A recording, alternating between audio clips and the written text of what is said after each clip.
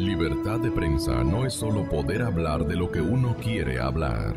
Es poder hacerlo sin represalias ni hostigamientos. Respondiendo a su pregunta, Gonzalo, creo que no se trata solamente de descorreizar al gobierno. Se trata de descorreizar el país, se trata de descorreizar el debate, las noticias, la forma de abordar el problema, porque creo que no solamente se puede identificar en una persona el problema en el país. Para referirme a lo del Consejo de la Judicatura, que era de alguna manera la charla inicial y lo que se le planteaba al propio Mesías de nuestra conversación esta mañana, podríamos llegar a confundirnos pensando que con que se vaya el Consejo de la Judicatura ya se arregla la justicia. No. Que con que se vaya Correa ya no tiene problemas el país o el sector público, la función pública, y eso no es cierto.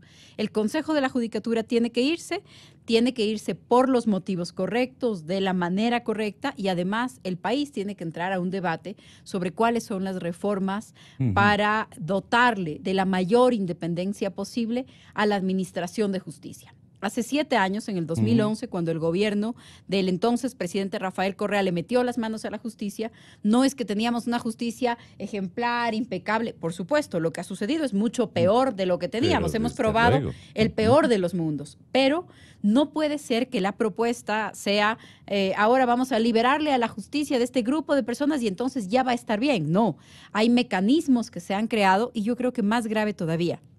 Hay unas dinámicas de comportamiento. Hay muchísima gente que se ha acostumbrado, incluso en la función judicial, a actuar temerosa del poder, temerosa del gobierno. Yo creo que eso en las últimas semanas, en los últimos meses, inclusive con este mismo Consejo de la Judicatura, pero ya con otra actitud desde el propio Ejecutivo, yo creo que muchos jueces también hemos empezado a mirar decisiones que se toman con algo más de independencia o, quién sabe, con temor de que finalmente van a tener que rendir cuentas de sus María actuaciones. Paula, pero usted no fue una de las que permitió en Montecristi, o sea, en la plataforma de permisividad brilló usted y brilló Alberto Acosta. Luego se arrepintieron. El tema es que con el actual candidato de nuevo a la alcaldía que está dirigiendo las universidades ecuatorianas, me refiero al doctor Barrera, para que no se olvide el público, él traía y llevaba consignas de reformas al puro estilo de Rafael Correa, que fueron las que finalmente predominaron, no obstante ese carrerón que estoy recordando de Alberto Acosta, 100 metros planos, para que no le cojan los señores reporteros a averiguarle respecto a algunos asuntos que estaban definiendo. Y María Paula, ¿en qué se equivocó usted cuando apoyó la constituyente que destronó a la justicia de la ciudadanía e hizo que la revolución ciudadana predomine en el contenido, en la sustancia de esta nueva constitución? Supongo, Gonzalo, que usted y yo nos equivocamos en lo mismo. A ver.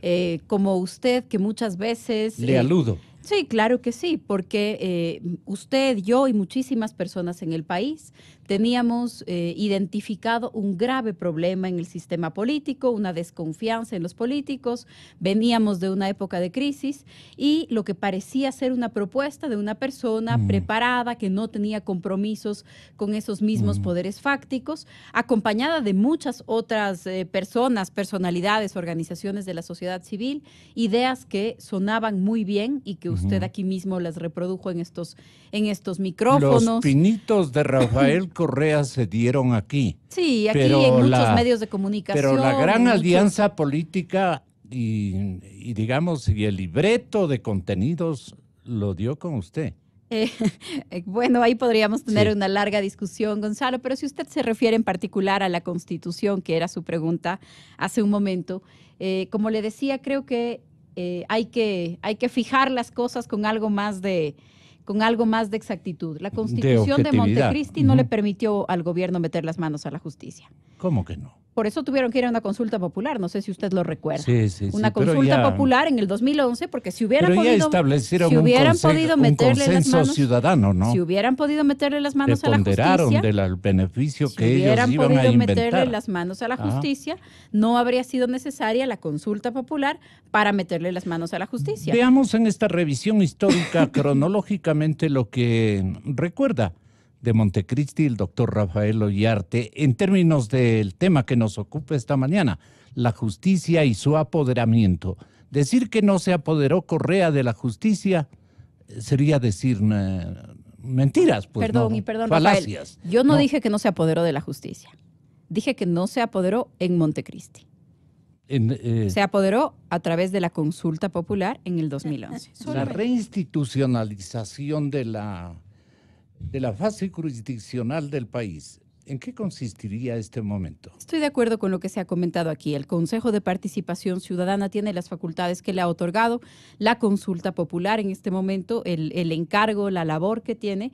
Eso incluye la evaluación de la Corte Constitucional. La evaluación de funcionarios, Sí, pero claro, los de los órganos de contenidos de control. las nuevas instituciones. Bueno, ahí yo creo que hay una gran parte de la responsabilidad en quiénes son los nuevos nombrados y por eso me parece que el Consejo de Participación Ciudadana debe además acelerar las designaciones. Luego, ojalá también presentar los proyectos de ley que correspondan para que las siguientes designaciones no tengan que pasar por el aparatoso y amañado, subrayo amañado, ahora que andan ofendidos, caro, larguísimo, ineficiente, hecho a la medida, proceso de concursos que ha tapado estas designaciones a dedo.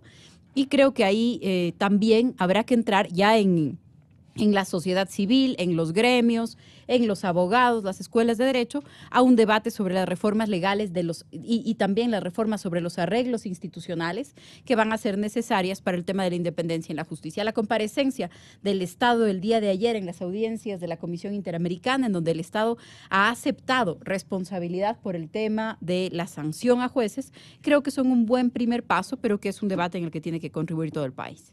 Poder es algo que en el Ecuador se cree que es distinto cuando lo ejerzo yo que cuando lo ejerce otro. La costumbre del lugar y es la historia de la nación. 20 constituciones así lo dicen. Asambleas constituyentes elegidas no para hacer constituciones, sino para ejercer arbitrariamente el poder, ha sido la sustancia de la historia constitucional del Ecuador. Lo de Montecristi fue una más de lo que había acontecido en casos anteriores.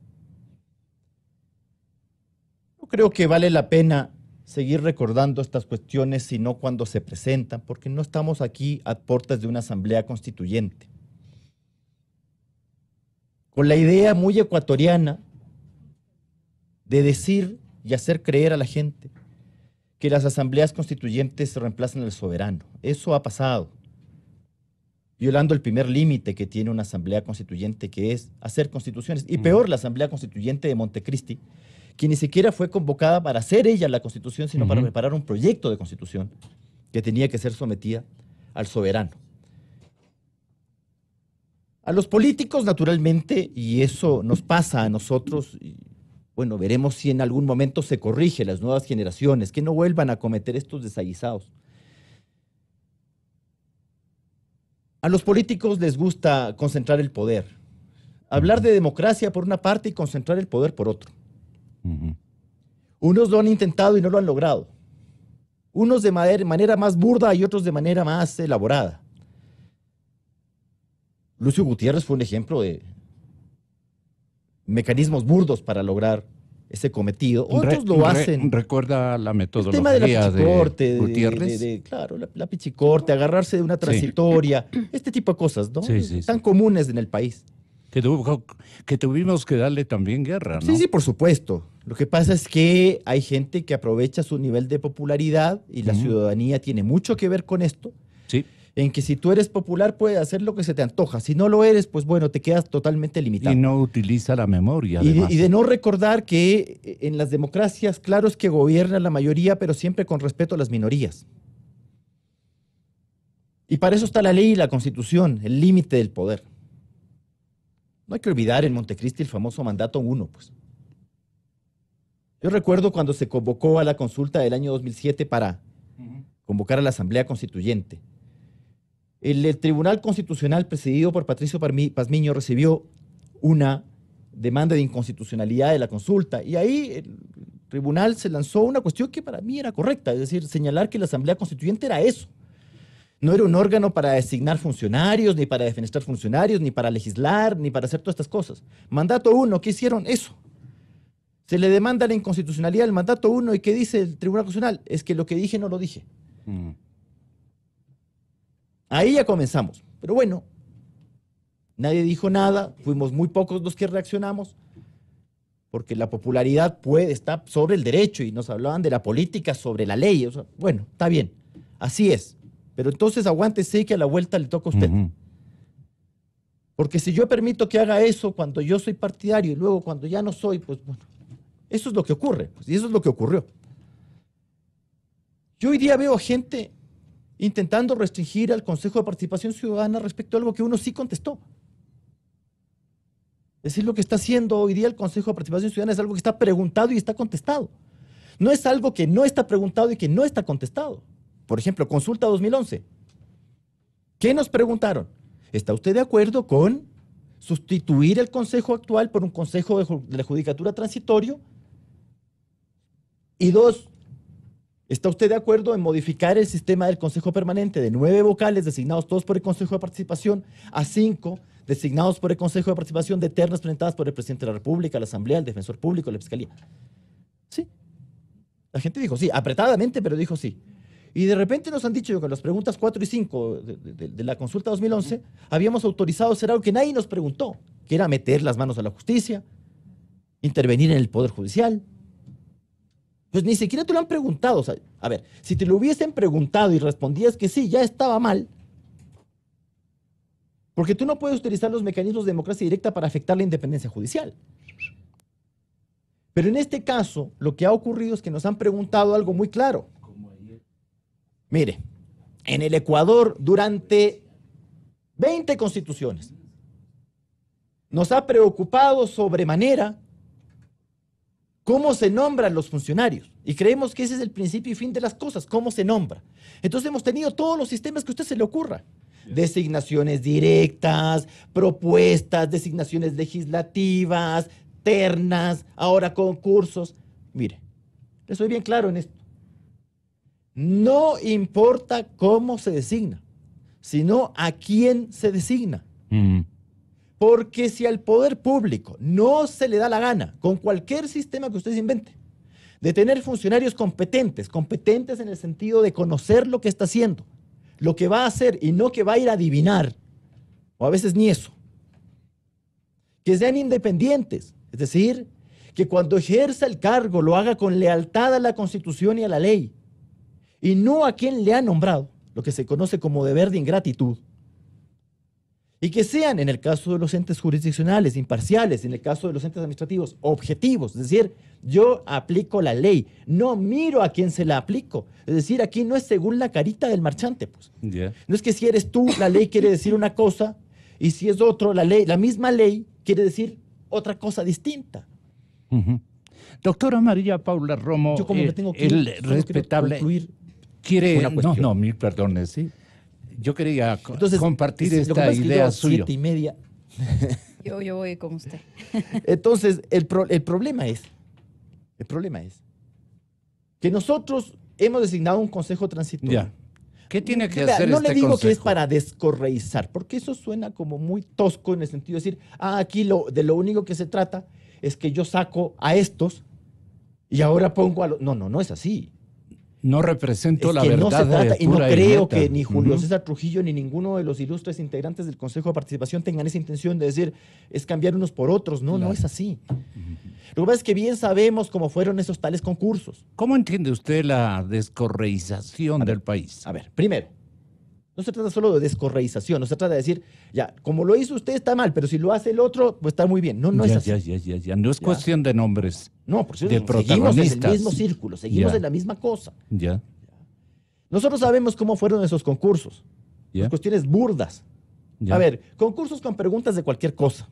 Y que segundo, el otro, que era un imprudente además, porque Correa era un imprudente, porque ni siquiera disimulaba, ya te decía que el fiscal por los 8 costados, el gran contralor, otra vez el gran fiscal. Y claro, tú ya sabías cuáles eran. Claro. ¿Cómo designamos del Consejo de Participación Ciudadana? Un ente al cual yo, en lo personal, siempre me opuse porque no tenía origen democrático. Es decir, como un órgano de nominación no tiene origen democrático. Y claro, finalmente, ¿qué se hace? Cooptar. Mire, hay formas de ejercer el poder que te llegan al mismo resultado con diferente forma. Alguien comparaba estúpidamente a Correa con Velasco Ibarra. Hay una distancia astronómica, pues. Bueno, Velasco Ibarra era un hombre directo. Ya. Cuando se aprueba la Constitución del 45 y se crea el Tribunal de Garantías Constitucionales por primera vez, el señor se opuso diciendo que él no iba a tolerar que un tribunal detuviera la administración pública. ¿Qué hace? Llama a otra constituyente para que le hagan otra constitución y desaparece el Tribunal de Garantías. Esa es una forma de desaparecer una institución. Otra forma es tomársela. Entonces tú tienes el edificio, Defensoría del Pueblo, Corte Constitucional, Consejo de la Judicatura, que están ahí. Elegantemente. Pero son órganos huecos. ¿Por Sin qué? ideas. Porque no funcionan para lo cual O han con sido consignas. creados. Perdone, Claro, doctor. Sin ideas o con consignas. Si tú tienes un defensor del pueblo es para que defienda derechos fundamentales con su prestigio. No para que asome 10 años después a llorar porque... Le quitan el puesto. Exactamente. O sea, para eso no es. O sea, que aquí hay gente que se ha enterado que existe la defensoría porque el señor llora. Porque mira, alguna vez conversábamos. Si yo decía, yo soy arbitrario, el día de mañana hago una constitución y desaparezco la defensoría del pueblo, ¿quién la va a defender? Nadie. Sí, es un cascarón. Lo mismo si yo el día de mañana digo, así, torpemente, desaparece la Corte Constitucional, ¿quién la va a defender? Nadie. Sí, total, los casos están ahí, 10 años, tienen 12.000 causas represadas, da lo mismo. O sea, intervienes cuando ya te dicen que tienes que hacerlo. Bueno, entonces sí desaparece. ¿En qué Entonces consiste de la mañana la gente minga? no va a tener lástima. ¿En qué de eso. consiste entonces la minga innovadora? A ver, hoy día estamos discutiendo, y yo creo que ya cada vez menos afortunadamente, cuáles son las competencias del Consejo. Evaluar a todas las autoridades en cuya nominación intervino el Consejo, incluyendo a la Corte Constitucional. Incluyendo. Así es. Pues tú dejas eso ahí, te da lo mismo. Hagas lo que hagas, el día de mañana de un plumazo, chao, pues todo lo que has hecho. Chao. ¿Y de qué manera? ¿Ya? Luego, ¿qué nos tiene que importar? Perdone, doctor, la ¿Qué nos mecánica. tiene- ¿Cómo se puede destituir a ¿Qué nos tiene que a evaluar? esta instancia? Que solo se evalúa. Con el Vea, mismo lo que pasa decreto. es que- Con lo el que mismo pasa es que- decreto puede acabar con, Claro, a ver, la con evaluación. la obra de YAL. La evaluación de qué se trata. Evaluar lo que hacen las autoridades. Ya. Porque eso es demostrativo de qué, de cómo fueron nombrados. Es decir, que el concurso no fue concurso, fue un concursete. Es decir, no fue un concurso, fue otra cosa. O sea, que yo te llame a concurso para que tú estés... Vea, yo puedo Sería arreglar los concursos. aceptar. De primera, a mí lo único que me basta es, por ejemplo, pedir un currículum. Deme su currículum, ya hago las bases de conformidad con su currículum. Listo, con eso yo ya tengo. Y luego, con las preguntas, con las recalificaciones, listo. Así ya arreglo los concursos. Una nominación directa en realidad, pero una nominación directa perniciosa, porque en el caso de una nominación directa, yo, por ejemplo, se lo digo frontalmente, soy partidario de designaciones directas, para que el que nombra se haga responsable del nombrado, pues. Ya. Y no para que yo nombre por debajo, y luego el otro hace cualquier cosa y diga, pero es que fue el concurso. Me saco el cuerpo de la responsabilidad pública, ¿sí? Para eso ha servido, para eso no debe ser. Ahora, ¿qué nos debe preocupar? Yo tengo confianza en Julio César Trujillo, a pesar de la distancia ideológica, vea, abismal que nos separa. Ya. Abismal. ¿Ya? Pero lo que nos debe preocupar es quiénes van a ser los nombrados. Ujú. Y que ojalá en el futuro, este consejo además debe dar ejemplo de cómo se nombra, para que en el futuro las nominaciones sigan siendo así. Es decir, no es posible que en el Ecuador caigamos en esto. Hay otros países que han tenido que caer tan bajo. Por ejemplo, ¿quién habla de meterle la mano a la justicia en el Perú después de lo que pasó con Fujimori? No, pues, pero tuviste que comerte el Fujimorato, pues para que entiendas. Correcto. ¿Quién habla de estas cosas en Chile? No se habla de esas cosas. Institucionalidad. Mira, tú puedes coincidir, discrepar con los fallos, criticar a los jueces, criticar a la administración, pero otra cosa es que creas que son unos inútiles, que aquí la cosa no se resuelve por criterio, porque en criterio siempre podremos discrepar. En una democracia usted siempre puede criticar, pero que la crítica sea, esto es un desastre. Doctor. El gobierno le da una importancia a la economía fundamental. La economía es lo que le toca a la gente todos los días. La economía es con lo que se mueve. Esa preocupación. La economía es con lo que se mueve cada persona que en este momento nos escucha, las personas que están en el trabajo desde temprano. Nosotros miramos cifras todo el tiempo, cifras entregadas por el INEC, cifras entregadas por el Banco Central, cifras entregadas no por la ministra, por otras, ¿no? por otras. La otra no le va ni le viene. Cifras entregadas por la ministra de Economía. Ayer estuve, le cuento, como un tema anecdótico, trabajando hasta las 3:50 de la mañana en el Ministerio de Finanzas con la ministra de Finanzas, porque estamos cuidando cada coma, cada letra que sale, que vaya a salir en la ley que respalda el plan económico del gobierno. Nosotros tenemos una profunda preocupación y responsabilidad permanente con el tema de la economía y no se preocupe, Gonzalo, no crea que no estamos pensando el tema. Miramos las cifras, creemos que la economía es muy importante, creemos que la economía tiene buenas noticias. Una de las buenas noticias es que en marzo se inscribieron 120,000 nuevos contratos en el Ministerio de Trabajo. Otra muy buena noticia es lo que el INEC nos dice en una de esas enormes encuestas que hace el INEC en distintos lugares en el país. 240,000 nuevas fuentes adecuadas de empleo es otra gran noticia. Sin embargo, no nos quedamos solo con las buenas noticias, sino también anotamos las preocupaciones de las distintas personas de distintas posiciones ideológicas, que esa es otra característica de este gobierno. Nosotros no solamente nos escuchamos entre nosotros, sino que preguntamos a distintas personas cómo miran la economía, porque al fin y al cabo esos economistas que tienen otra posición ideológica son personas respetabilísimas que también tienen una preocupación por el Ecuador y por eso nosotros entablamos permanentes diálogos con ellos. Pero ese dueto del presidente Moreno y de Julio César le es indispensable y es confiable todavía para el pueblo ecuatoriano. ¿En qué se está demorando el señor presidente para descorreizar su administración? Gonzalo, son dos momentos en el gobierno, ¿no? El primer año fue un primer año en el que el presidente Moreno se dio cuenta que toda la información que recibió antes de gobernar fue información fallida. Le dijeron que la economía estaba perfecta, que la mesa estaba servida, que había una situación de deuda determinada que era perfectamente pagable, que las obras estaban en marcha. Le mintieron en documentos, en cifras, digamos, como que la situación estaba totalmente controlada. Le mintieron agresivamente, irresponsablemente el anterior gobernante. El presidente Moreno y su indignación en muchos momentos han demostrado que lo que le dijeron y lo que encontró no tiene nada que ver, nada que ver. Y voy a ser claro, mesa servida en ningún lugar. Las cuentas públicas eran muy complejas.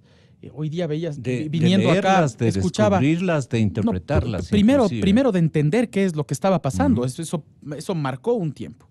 Hoy día veía que el exministro de la Torre estaba en Ecuavisa y me parece gracioso que hoy día sea analista político cuando tuvo que hacerse cargo. Yo todavía no estaba en el gobierno, usted sabe que estuve hace 2 meses.